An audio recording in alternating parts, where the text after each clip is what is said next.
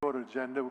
I think we have, is it time? Yeah, it's actually 10 a.m. We're going to give it a few more minutes to respect everyone's time. Hopefully we'll get a quorum. If not, we'll start as an informational meeting.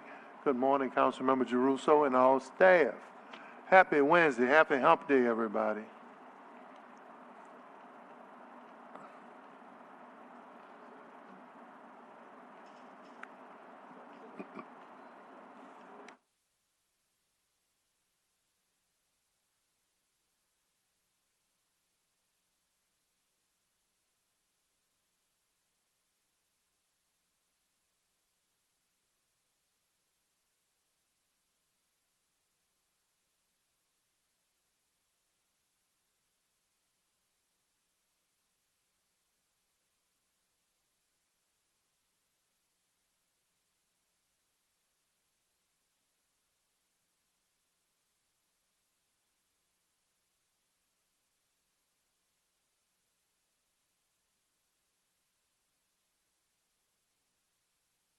Going to give it a few more minutes, especially since we have a motion that we're going to have to vote on, and I'd like to get that. Oh, there we go. Councilmember Green.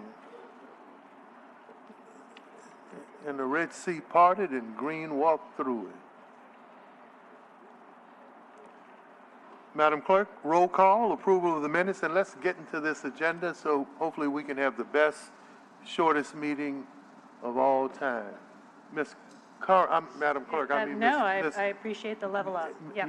Hey, no, you're our everything, Ms. Curran. Ms. Curran. Roll call. Councilmember Thomas. Present. Councilmember Giarrusso. Councilmember Harris. Councilmember King. Councilmember Green. We have a quorum. Item number 2. Yeah, let's do the approval of the minutes from the April 22nd. Move approval. Moved and removed by Councilmember Green, second by Councilmember Giarrusso. All in favor of approval of the minutes? 3 yeas, no nays. The minutes are approved. And before we get to item number 3, I want to, Mr. Baptiste is in the audience. I want to publicly thank him. We see you at a lot of our meetings, but people don't know about the calls you make at night during the middle of the day, whether it's about lighting, infrastructure, some of the stuff that happens in our community. And so on behalf of all of us here, I really want to thank you, because I think people just see you as this public person. They don't know what you do behind the scenes for a lot of the little issues that happen in our community.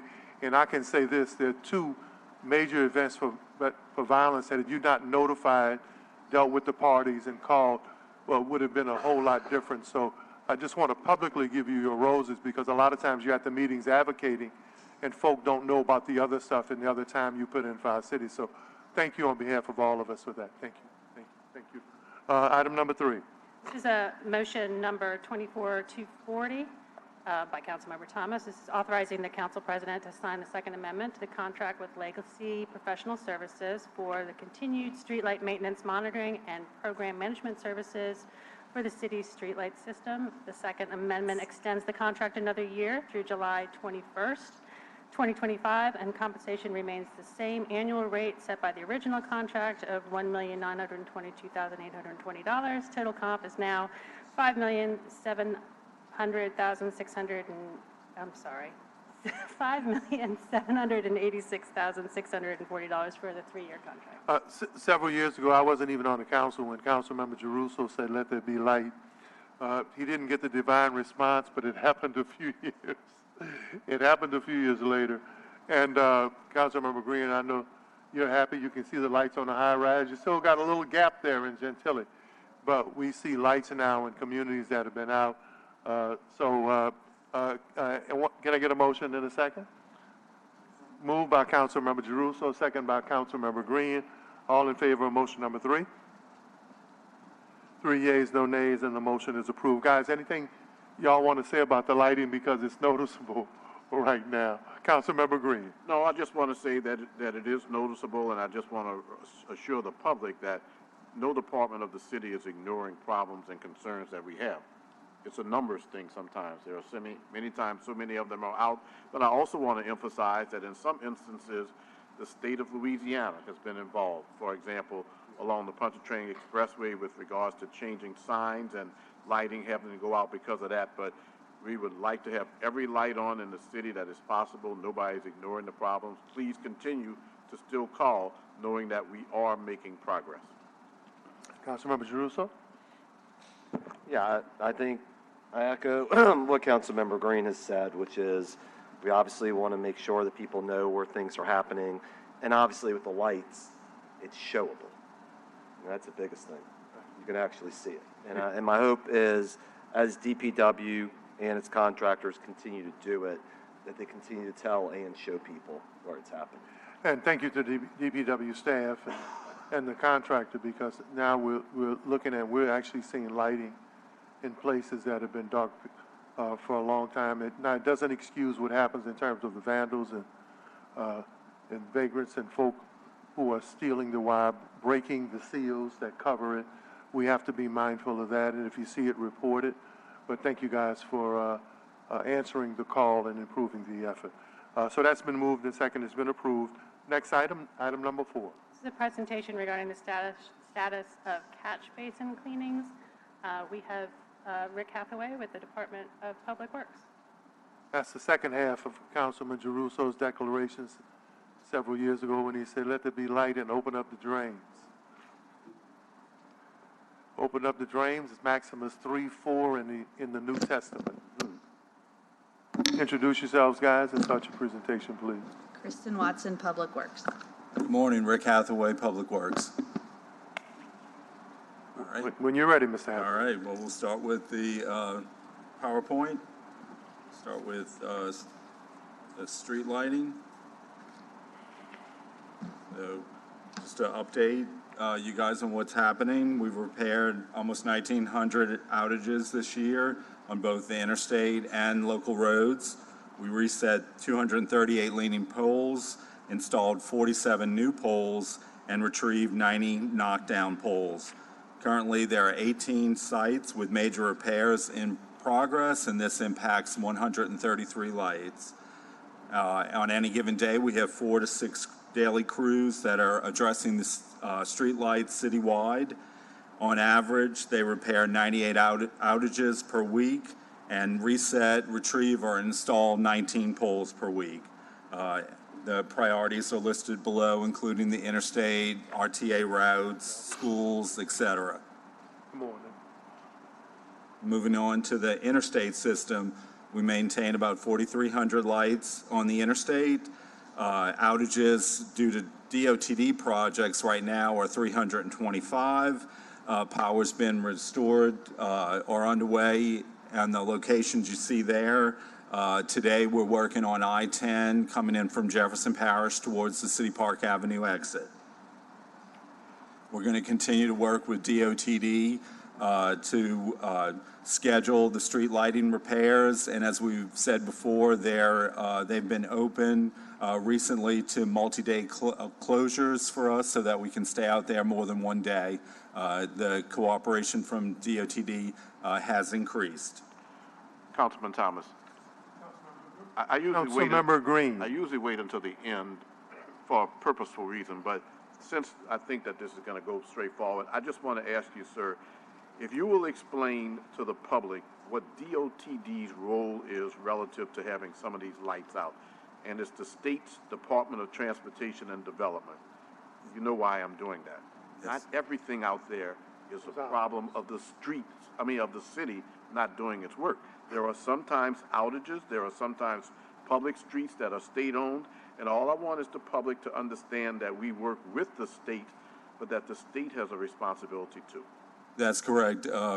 We do, the DPW is responsible for the maintenance of the streetlights on the interstate system. The DOTD's involvement is a couple of things. One, when there is a project to remove and replace street lighting, that goes through the DOTD. Currently, they're working on the area at the base of the high-rise on the west side down to the I-610, I-10 interchange. That's the reason for the outages there. They're turned off and ready to be removed and replaced.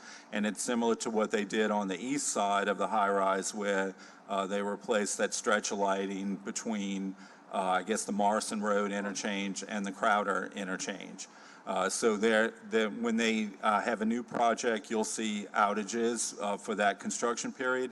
And then the second thing is when they're doing signage replacement, they have to de-energize the lights in the areas of those signs for safety reasons for the contractor working on the signs. And that has been an ongoing problem, mainly in the area between downtown and the I-10, I-610 interchange, but those projects are winding down now, so those outages will be reduced.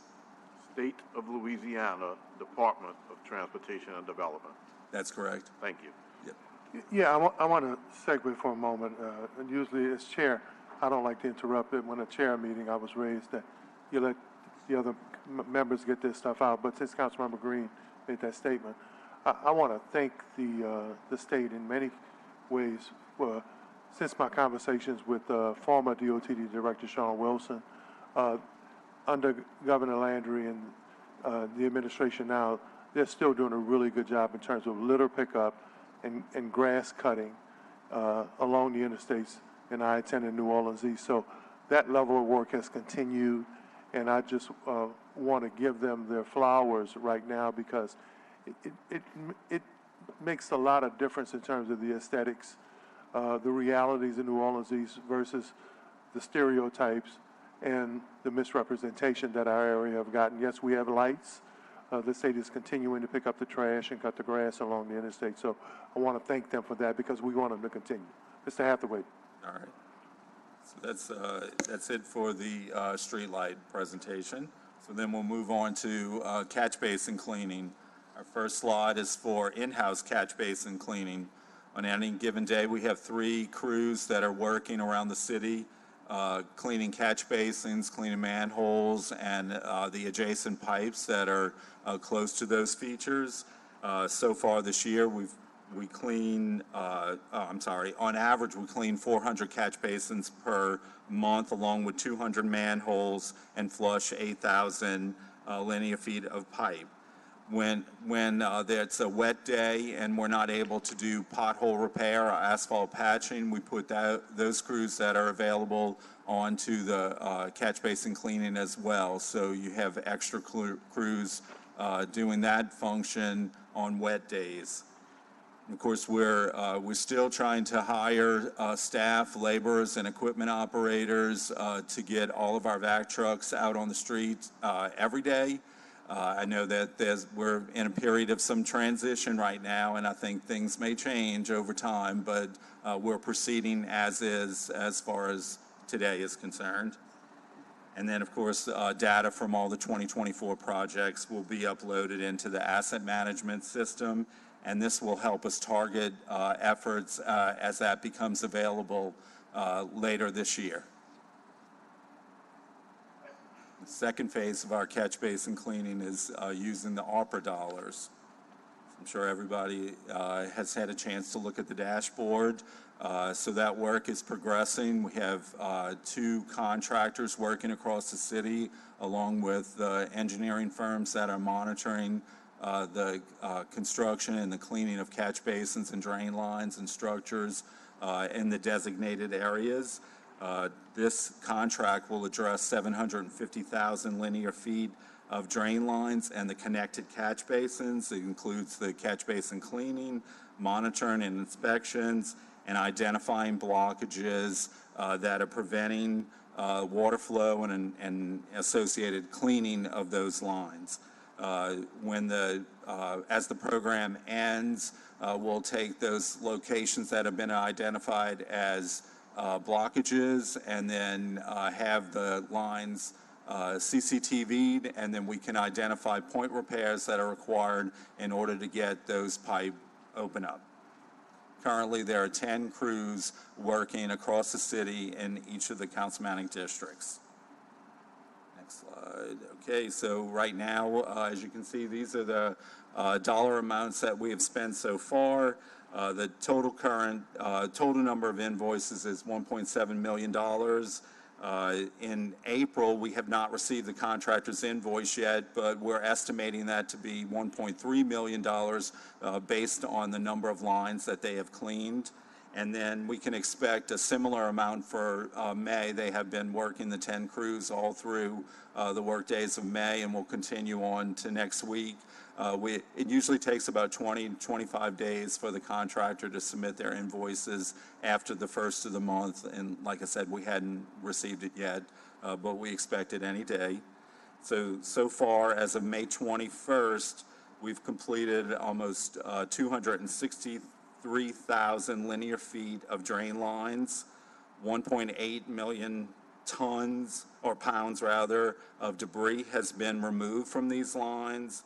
There's been 2,600 catch basins cleaned that are associated with those lines and connected to those. And you can see completed to date, 527,000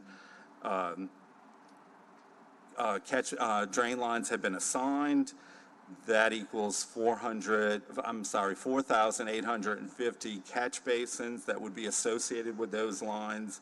And then the laterals, or 35,000 lines, have been completed to date. That's the presentation. You finish your presentation? Yes. Councilmember Giarrusso. First, I want to take a step back and remark, it seems like almost a ton of debris removed is an incredible amount. Is DPW expecting to find that much in these lines? I don't know if we're expecting to find this much, Right. but these are the areas, where we did the heat map and knew that there had been flooding over time, and these are the areas of concentrated 311 calls. So we realized that there was a problem, and that's the focus for out here. So yeah, we did expect debris, but this is a lot. Well, look, I just divided the numbers up. What I'm seeing is there's 6.6 pounds of stuff per every linear foot that's been cleaned. Yes. I mean, that's that's a baby every foot. I mean, it's a huge amount that is being gunked up, junking up our lines. Is that number, are we going to continue to expect it to grow this exponentially as we continue to do work? Do we think that this is the worst of the worst and the numbers will start coming down, or do we not have an idea? I would say it would continue at this rate. This debris that we're removing, it consists mainly of sand, dirt, and decomposed landscape grass, bushes, that sort of thing, leaves. So that's really the concentration of the weight is in the sand and decomposed materials, and that's the reason for it being so heavy.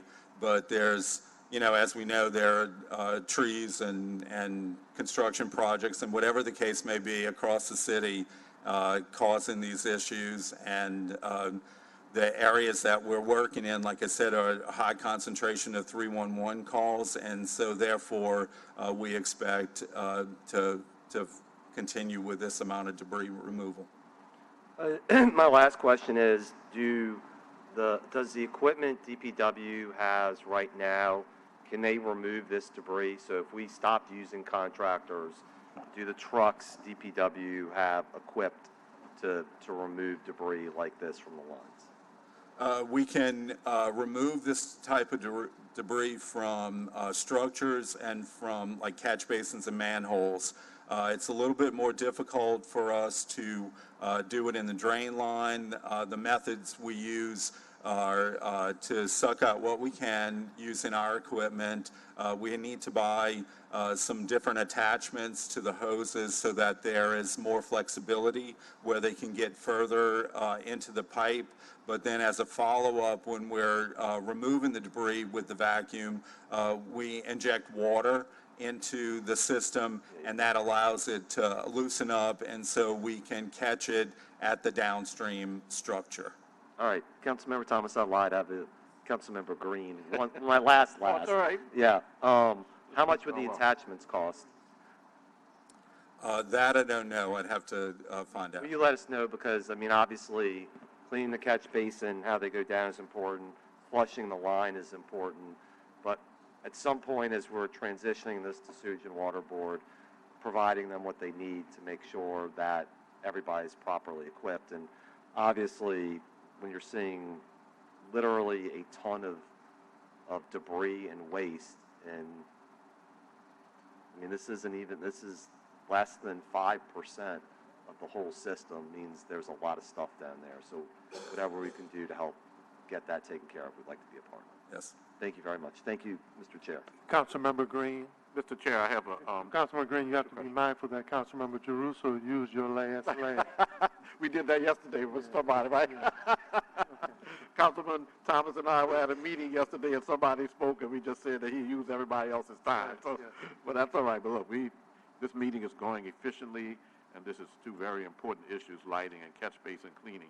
I have a difficult question to ask about catch basin cleaning because I witnessed a catch basin cleaning in the Pine Village subdivision that pulled up cans, branches, and all kind of debris that shouldn't be in a catch basin. Of course, I understand that why that happens. Can you talk to the public about what we are seeing happening with people who are doing work cutting grass? I know you see a lot of. Yes. Can you just talk to the public about what we should do? Obviously, you know where I'm going with that. The bottom line is that I'm asking people to tell the people who cut their grass to put it in black bags and put it outside because the city picks them up. But sometimes, you know, I'm the elected official, and I'm going to say that anyway. Could you tell us what you see and how we might be able to help some of the flooding in our city if we could stop putting debris into catch basins? Yes, definitely. During, the landscaping and grass cutting operations, you see a lot of people, residents, but also the lawn people that they hire, blow the debris, the clippings into the catch basins. And what happens is these particles they join together, they settle. If there's not a rain event that happens right away, they have time to start decomposing, which then turns into more of a dirt-type material and ends up clogging the catch basins, which then relates to 263,000 pounds of material being drug out of the system. So we ask that everyone not intentionally blow debris or put anything inside the catch basin system. Like you stated, Councilman, they can bag it and put it out for sanitation to pick it up. We have 72,000 catch basins in the city, so it'll take us years to get back to catch basins if we have to go back to them. Is there an advantage, or is it possible to put a filter or a screen on top of our catch basins to stop the debris from going into them? We are looking at some things. There really isn't anything that's,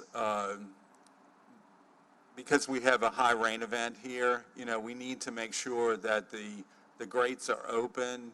The mountable type catch basins have the smallest openings that we use right now, and it prevents like trash, like bottles or cans or whatever, from getting into the catch basin, but it does not prevent grass clippings or smaller objects. And we're looking at screens or something that can be added to prevent those. But, we need to be careful because we can't have debris rest on top of the catch basins, and then it causes flooding on the street. So, that's our reason for asking the public to please look at the catch basins in front of their house, on their block, and just remove the debris from the grate. We're not asking them to get inside the catch basin or anything like that. It's very dangerous. Those covers are very heavy.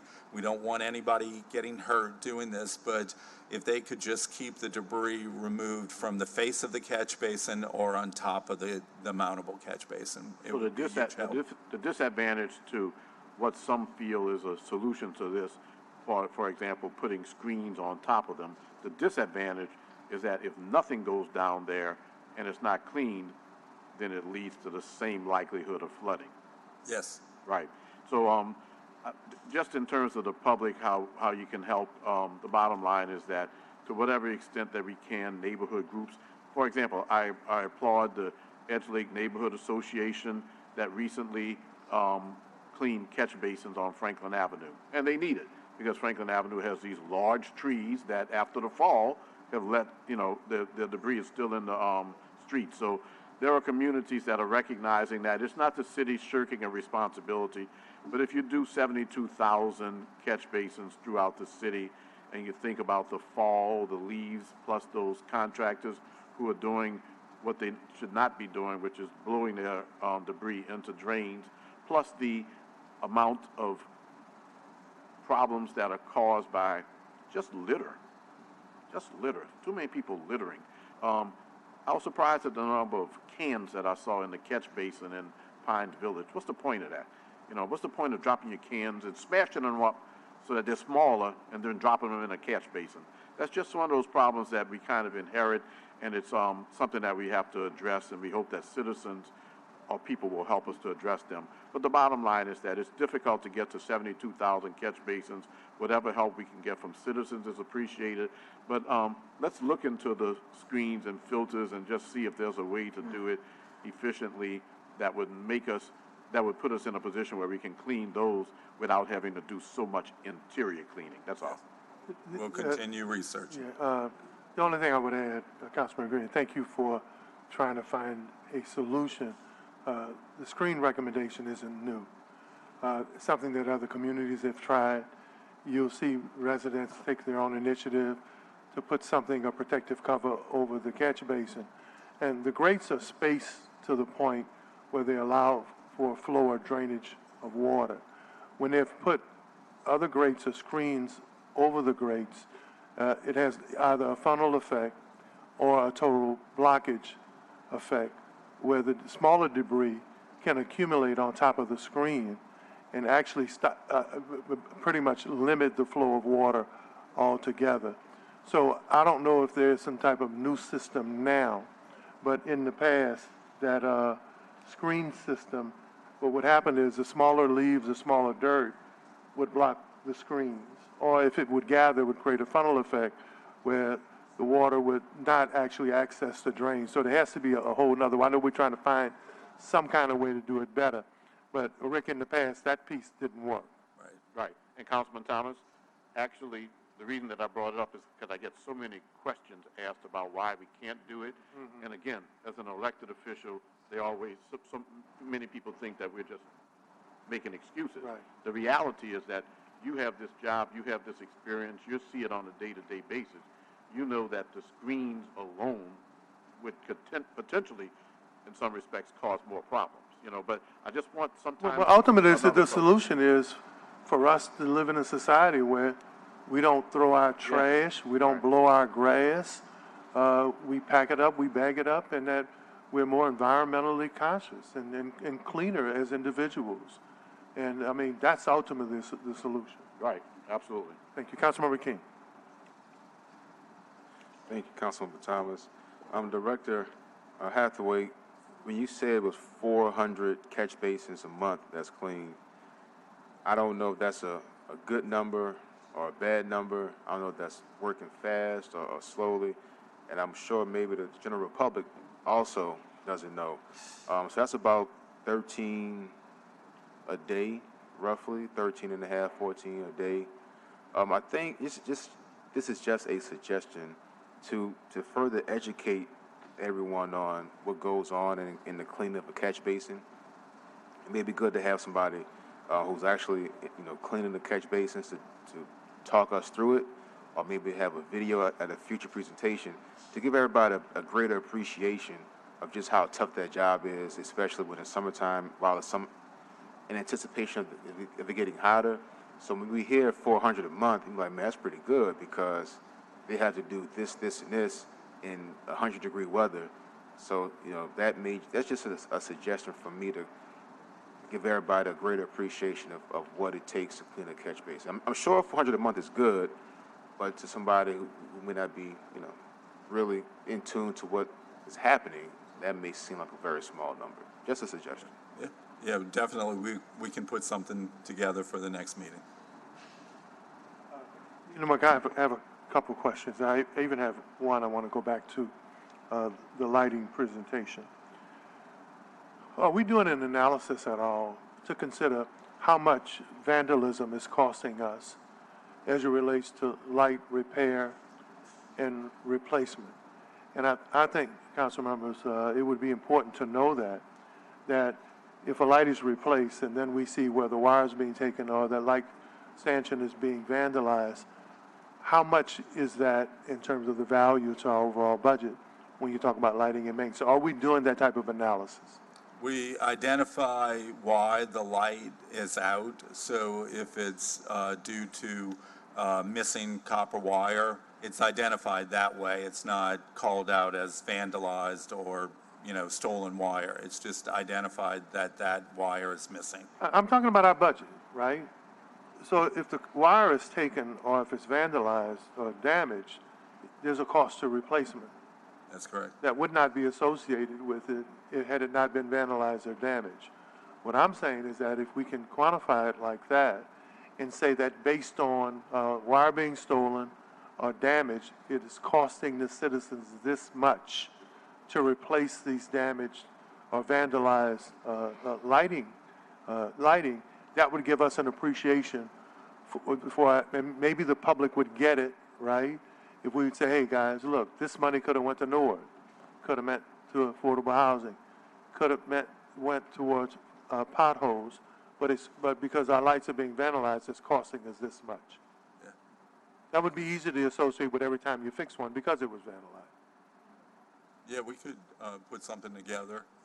Maybe I'm just way off. Maybe, but I would think it would be good to know how much it's costing us to fix stuff that would normally be working had it not been damaged.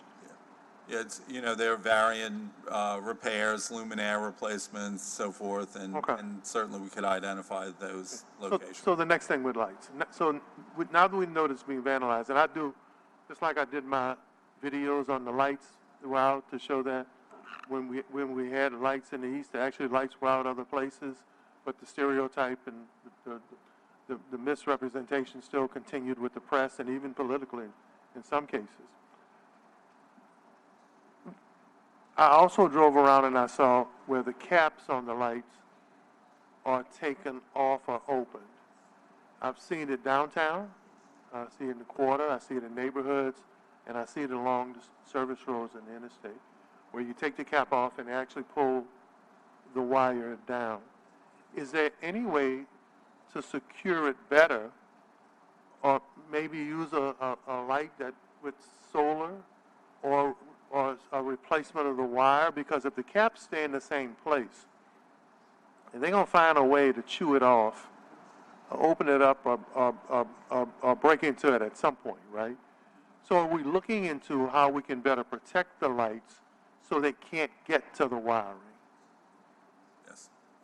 Well, for the caps in the existing location, we're looking at special head screws so that it's more difficult to get them off.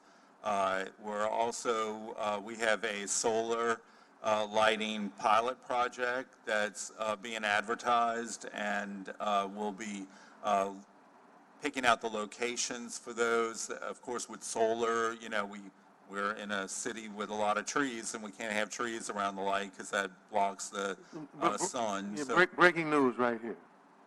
It used to be a crackhead, but let me let you know, a fat head right now, if you secure it to screw it, they'll find a way to undo it. Got to be something better than that. I guess the issue we have is that all of the poles that we have currently are all low-level access into the poles. The new poles, we're looking at having the access closer to where the luminaire is, so that you would need a ladder at the minimum or a bucket truck to access that wire. And Councilwoman Jerusalem, that's why I asked the question about the cost of replacement. And every time something's been vandalized or damaged, right? That would give you an understanding of, okay, maybe the initial upfront cost, right, to protect it to make sure that it's not as easily accessed or broken into, could actually mitigate or nullify that initial investment, because you're not constantly going out to the same pole, the same light, the same stanchion to replace it or do overall maintenance or reconstruction. One other, I got a couple other things here. The canals and the overgrowth. Some canals we have, just like some drains, we have 2 to 3 feet of grass and overgrowth and mud where you can literally see it, right? And I know that's sewage and water board, but I think there has to be a discussion or a combination from the 27-inch drain to the 37 to the 70 into the sewer system, into the drainage system with sewage and water board, right? Yes. Those 2 or 3 feet of clearance, right? Mud, trash, and grass removal could mean hundreds of thousands of gallons or millions of gallons of water in a neighborhood that would stop it from getting to the street and into people's homes.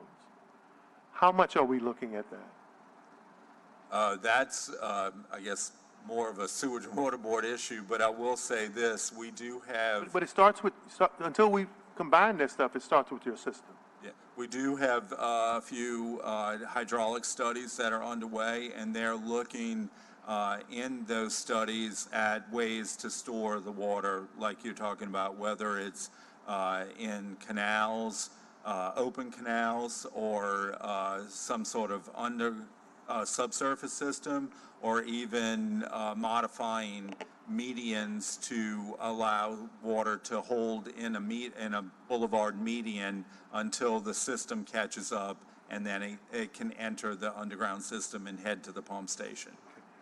Now let's get to debris removal. Councilman Green, you want to come back? You want to come back in? No, I'll do when I finish. Okay. Debris removal. Council members, in my own investigative work, especially talking to employees and going out there, it's been said that when the employees get into the drainage system of the canals, they will identify debris, major debris, whether it's construction debris, and in one instance, cars.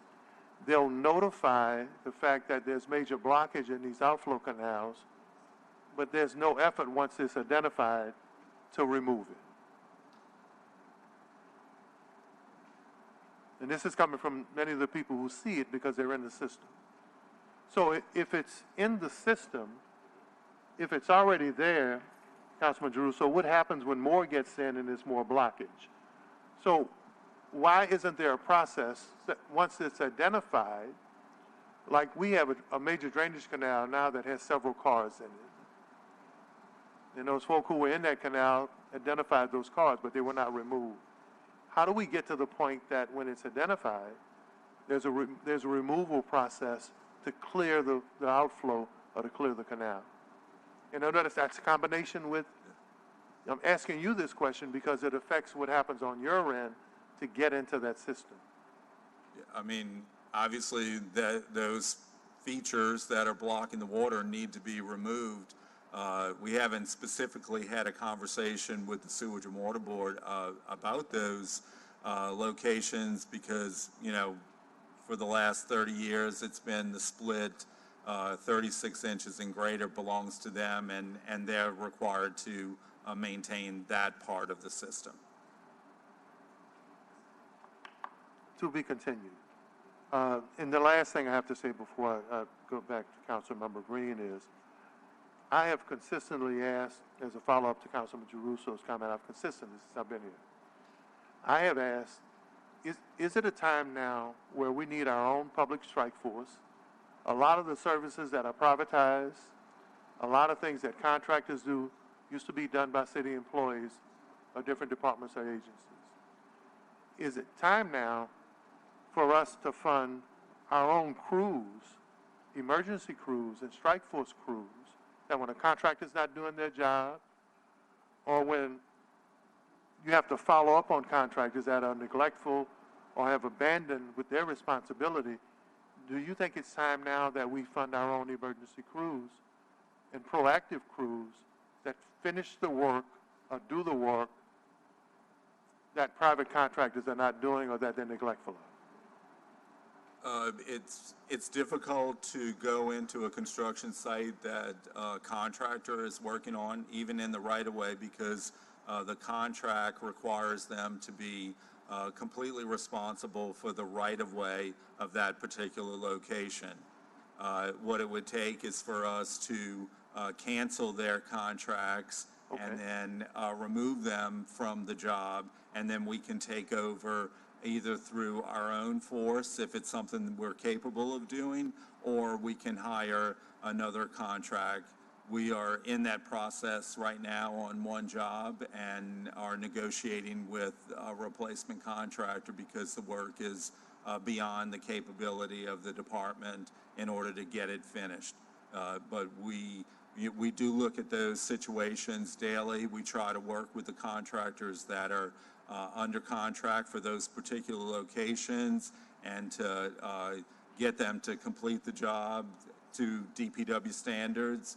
But yes, I would think that, we have a small force at streets maintenance right now, and we do need to grow that. Like I said, we're trying to That's my hire point. for drainage, and we want to hire for everything. It just comes down to the budget. There's no reason why, if the major construction effort is mostly done, right?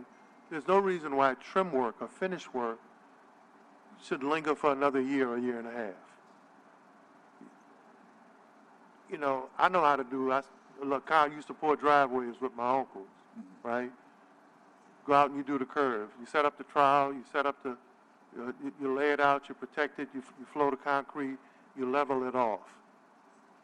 So there's no reason why many of these unfinished projects should linger, because aesthetically they do something to a neighborhood. Right. And you don't need be a major contractor to do that. And if you look at the history of our departments, from sanitation pickup to potholes to streets, cities have their own crews to do that. That's right. And definitely, we need those. Okay. In an effort to help combat that, we are putting out 4 tradesman contracts. They're being advertised right now with bids accepted on the 23rd, and that's for sidewalk work across the city. So we are looking at new ways Gotcha. to secure that ability. Thank you. Councilmember Green. Of course, the media who is watching this is going to make that a big story, that Councilman Thomas and Director Hathaway. If I said it, they're not going to make it a big story. If I said it, they're going to act like I didn't say it. They'll probably give it to somebody The move is else. afoot to move away from privatization. I'll add my opinion to that. I think that it has been proven over the years that there is nothing magic to private sector companies that are profit-driven doing city and public work. Some of the complaints that we have right now in our city are reflective of the fact that private institutions and entities have different responsibilities and different goals, and they answer to a different group, which is shareholders and owners versus taxpayers. I know, Mr. Hathaway, you don't have to, you've got to be diplomatic in that respect, but I'll say this. There was a move afoot in the 90s especially to say that everything that the private sector could do would be better than what the public sector could do. And what we now feel is the effects in many areas because we don't have the same motivations. I've seen a lot of city workers work really hard. I've seen some of the concerns that of unfinished work in the private sector, based on private sector work, that I see in the public sector. The bottom line is that it will take time, but it is time to put more faith in the ability of government to get some things done, now that we've seen that there's no magic wand that makes private sector firms that much more capable of doing the work that we used to employ city workers to do. The second thing is, Councilman Thomas, is just a comment that I'll make on lighting and some of the difficulties. I attend homeless encampment cleanups. I've attended at least, a good number of them. Of the last 6 that I've attended, people who are in those encampments have hooked up to street lights and have turned off those lights by doing it? I don't really have an answer because I think that the police have certainly enough to do. But I just want to say that it is symptomatic of some of the problems that we have in the city, that it's easy to get into our lighting and take it and put it in encampments. The encampment that was at the corner of Almanac in Florida, the lighting had been tampered with or tapped into on the Almanaster overpass. It was coming down to the encampment, and the encampment was filled with water. It's just a danger waiting to happen. It was the same case with the encampment this morning. I go to see so that I can explain what is going on, so I can tell people how difficult it is. But that issue of people plugging into lights, city public lights, for their own personal use has got to be addressed. It's dangerous, and I know that there have been issues of potential electrocution. It just has to be addressed. I don't have an answer. Sometimes it's worth, Councilman Thomas and Jeruso, just putting it out there because people don't think that it exists like that. Out of the 6 encampment cleanups that I've been to recently, at least 3 had people tied into city lighting, and that lighting was out. That's a bad thing. Okay, that's all. It was Stephen Goldsmith, the Indianapolis mayor, who pushed efficiency, the Republican mayor of Indianapolis, who pushed efficiency through privatization until he found out that when public employees were trained, in many cases, it doesn't mean he did not privatize some areas, but when public employees were trained and invested in, when they went to training and workshops, that they actually produced at a more efficient, cost-effective level than did the private companies whose sole responsibility was to make money. And I think we're in an age now where we've pushed privatization in so many that corporate raiders are looking at government budgets as they're out now, right? A bad market, inflation, bad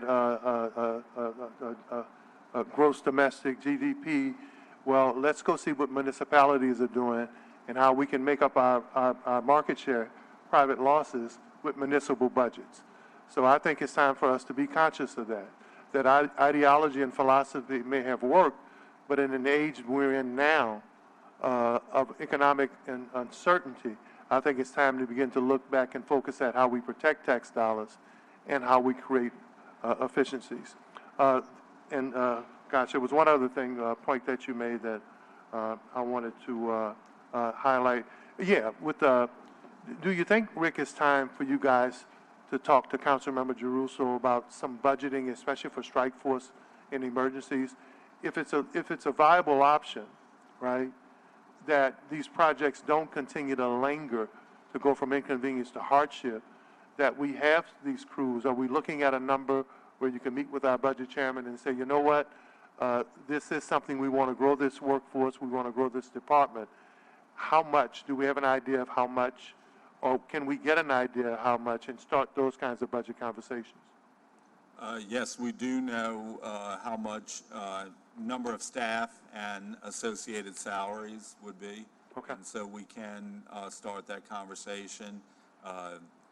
We haven't been successful moving a lot of those positions forward this year. The ones that we have been able to move forward are associated with the IMF funding, and that's still available to us. And but we do plan on adding more of that during the budget talks as the year progresses. Thank you. Thank you. We have Mr. Edward Parker.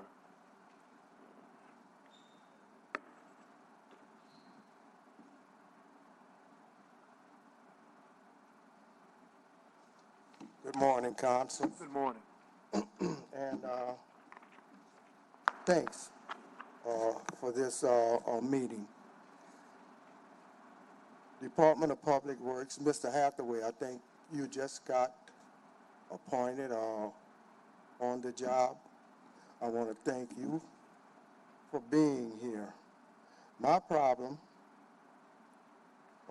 street signs. Let me give you my 311 confirmation number, please. It's 2022 930147. That street sign has been out since Ida.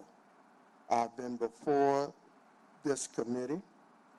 I've talked to our New Orleans East task force. I've talked to our, city liaison person. I've talked to the interim public works person. So it's good finally to get that person. Please, that street sign, it's at Henley, Henley Street, and Curran, the corner of Curran and Henley. Curran, Curran. And that has been since Ida. Since I'm here, let's go with the pothole. Pothole is at Lamb Road, and, oh wow, brain dead. Lamb Road and Ryan. Curran and, Oh.